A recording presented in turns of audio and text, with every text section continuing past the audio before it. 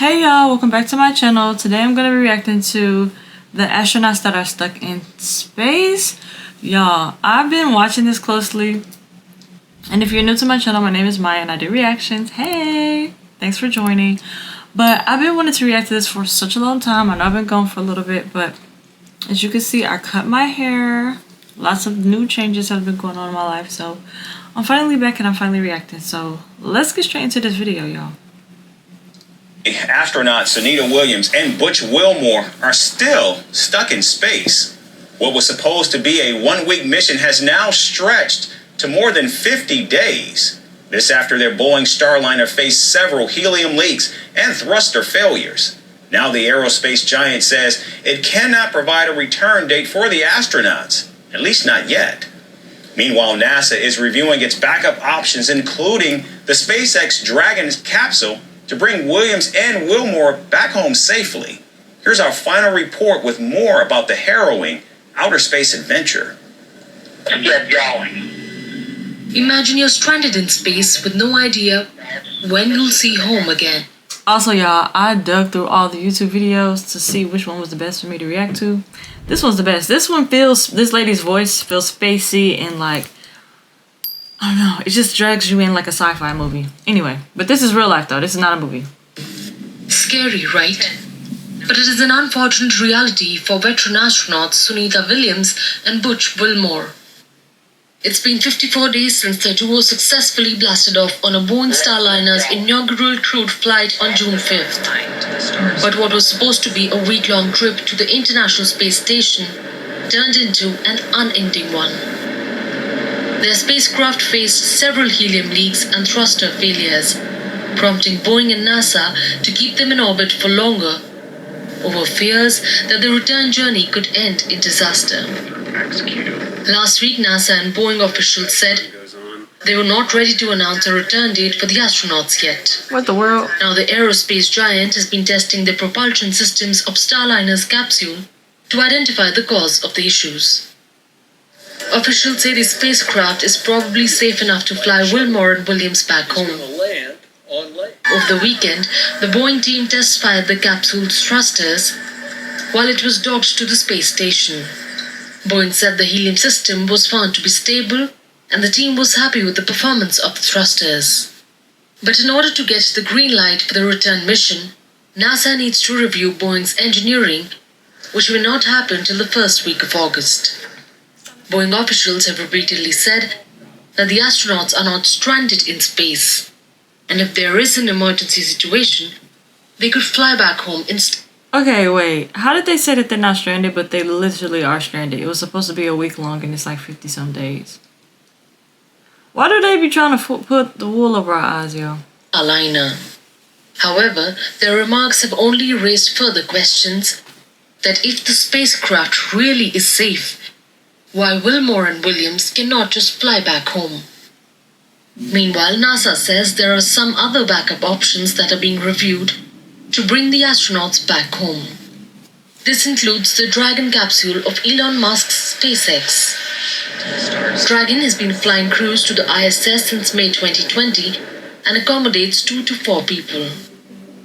However, it can also fit more people in case of an emergency.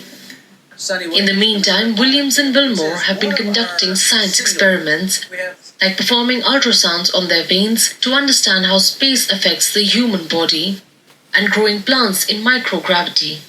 The astronauts have also been keeping themselves busy with chores like cleaning toilets and making phone calls to their families in their free time.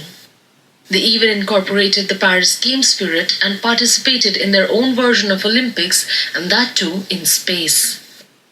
All right. They've also expressed confidence. Thank you all so much. That the very same Starliner that has trapped them in space would be fixed to return them home safely. I feel confident that if there was a problem with the International Space Station, we can get in our spacecraft and we can undock, talk to...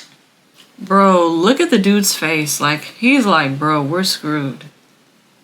He's like, ma'am, let it go. We about to die up here. He looks like he's very concerned. This gives concern to me. I don't know.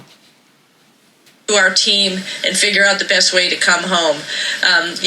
Like I said, we've practiced a lot, so I have a feeling, I have a real good feeling in my heart that the spacecraft will bring us home, no problem. I can tell you that this is the world of test. This is a tough business that we're in.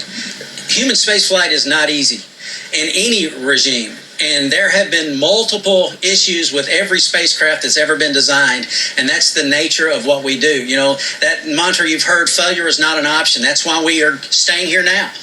With no end in sight to Williams and Wilmore's near 2-month ordeal, only time will tell when their faulty Boeing spaceship will be ready to fly again.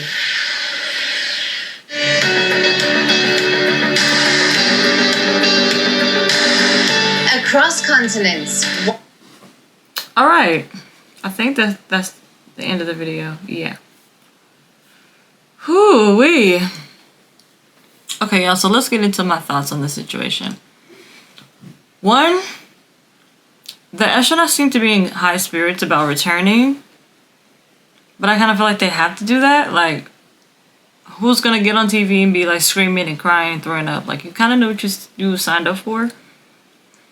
And then two, I don't really understand like how they do all these tests before. Like, you have to do a lot of tests before you even go past the, go to space. But it's always issues with all these. I'm just like, can we just like put that money of us going to space towards other things like housing, kids and going to school, homeless people, like. And then on top of that, we still don't know that much about the sea. So why are we? To me, I'm like, why are we going to space? So like, we don't know what's down in those big waters. Like, I don't know. Everything right now for me just feels like very like up in the air. Me personally, I don't know what I would do if I was them. I mean, like she said, they're trained to believe like they're gonna be able to come back home safe, and they know the risk, and they know like what could possibly happen to them if they, So, I mean, all the training must come in handy right now, but for me, how much food do they give them? Because if they're only supposed to go up there for a week and return, and now it's 50 days or so, do they have enough food?